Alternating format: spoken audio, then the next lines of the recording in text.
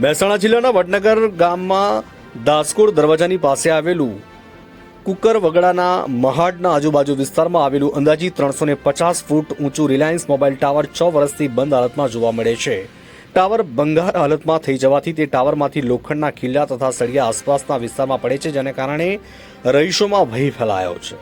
સ્થાનિકોનું કહેવું છે કે વહેલી તકે આ સમસ્યાનું નિરાકરણ કરવામાં આવે, કેમ કે ટાવર અતિ જોખમી હાલતમાં થઈ ગયું છે. રિપોર્ટર હેતલ પરીખ, અમદાવાદ. બાળકો ઊંઘ્યા હોય તો બાળકોને શું થાય દશા અમારી?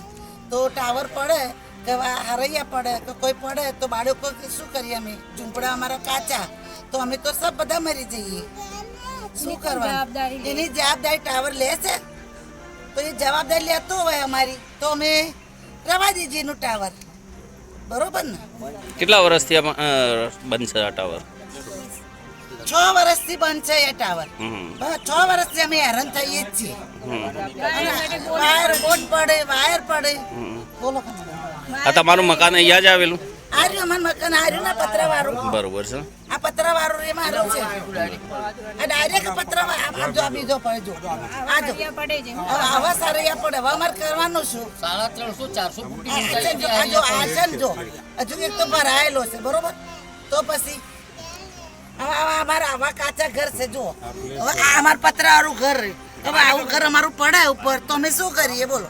તો પતરાને હોભરો મારા બાળક અને આવડા બાળકો રમતો હોય નીચે, નીચે આપણે ગરમીના બહાર બેઠા હોઈએ તો મરી જઈએ, શું થઈએ? મારા જનાવર બેઠો હોય, મારે ગાયો છે, તો મારા લેરલો બેઠો હોય, મારી ગાયો બેઠી હોય, તો હું દશા આવે? ગરમીને તો સૌ બધું બહાર જ બેઠું હોય ને. બસ. વડનગરનો વતની છું. પટેલ દિલીપભાઈ જયંતિલાલ ગોસ્કોટ દરવાજા કુકરના મઠમાં રહું છું. આ સોલાર પ્લાન્ટ નખાયેલો છે. આ ટાવર ભંગાર 6 વર્ષથી પડી છે, કોઈ હંભું જોતું નથી હોતું. અને વારંવાર આવા હળિયા પડે છે. અમારે ઉપર ઊંઘીએ ધાબા ઉપર, તો અમારા ઉપર પડે તો શું કરવાનું?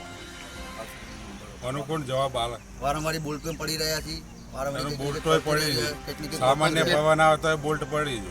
એટલે કાલ ઉઠીને માણસને હા ના થાય તેનું જવાબદાર કોણ રહેશે? માણસને કોઈ આ ના થાય તો જવાબદારી કોની?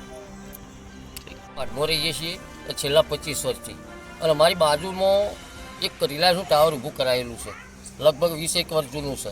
હવે એને છેલ્લા 6-7 વર્ષથી બંધ છે. એને મેન્ટેનન્સ થતું નહીં, અને બંધ હોવાથી કોઈ વખત દેખભાળ કે સાર સંભાળ રાખતું નહીં.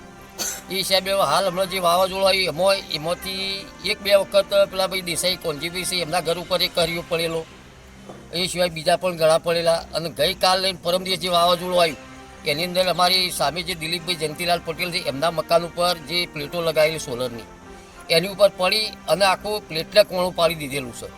કે જે જો કદાચ પેલો ભાઈ એમનો એક બાબલો છે ઉપર ઊંઘે છે, અને રાત્રિ દરમિયાન જો કાંઈ વાવાઝોડામાં આવવું પડે તો માણસનો શું હાલ થાય? એટલે ખરેખર આ ટાવર જે છે એ ટાવર એમને રિલાયન્સ કંપનીને જો ચાલુ ના રાખવાનો સત્વરી ઉતારી લે, અથવા તો પછી એને બંધ કરીને બધું વ્યવસ્થિત કરવાનું કરે સમારકામ. અને જે એના ભાડુઆ તે જમીનો જેને આપેલી છે મકાન માલિકે, તો એ પણ આની અંદર એનું તજવીજ કરીને લઈ લે.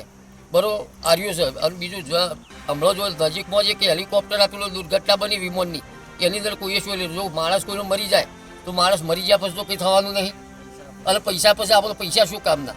પણ આ સત્વરી જે છે એ ઉતારી લે, એમાં મજા આવે એવું છે. હવે આ મને આટલો ન્યાય સાચો મળે એ જ અમારી અપીલ છે. આ પ્લેટ ઉપર